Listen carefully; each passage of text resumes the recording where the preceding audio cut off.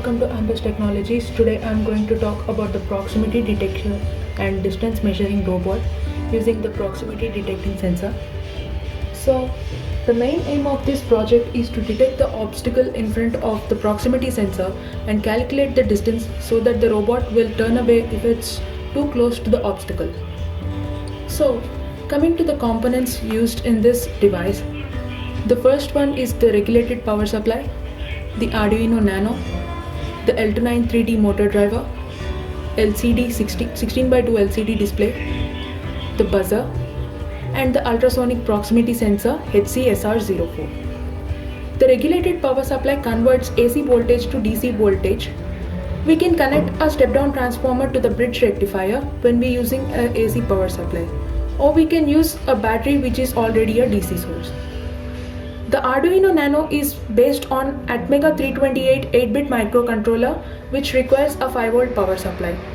This is the transmitter and this is the receiver of the proximity sensor. When the transmitter is triggered, it generates the pulses of 40 Hz at the rate of 20 times per second, and the distance is calculated based on the time taken by the echo to receive the reflected temperature. The 16x2 LCD display is used to display the distance between the sensor and the obstacle. Also, we have a buzzer so that we have a buzzer to indicate the presence of the obstacle. Now that I've explained the components used, let's see the working.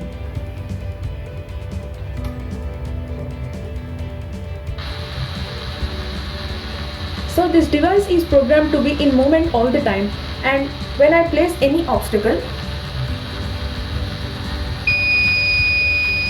it's going to turn to display the distance between the obstacle and sensor.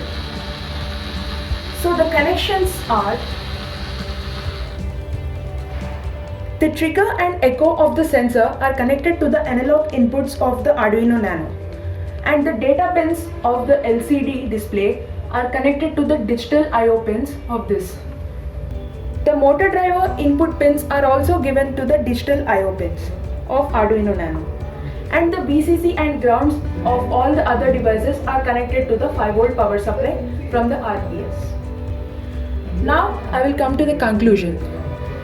The main aim of this project is to control a driverless vehicle when there is any obstacle present in front of the sensor. And the another main application of this project is used in the handicapped wheelchair.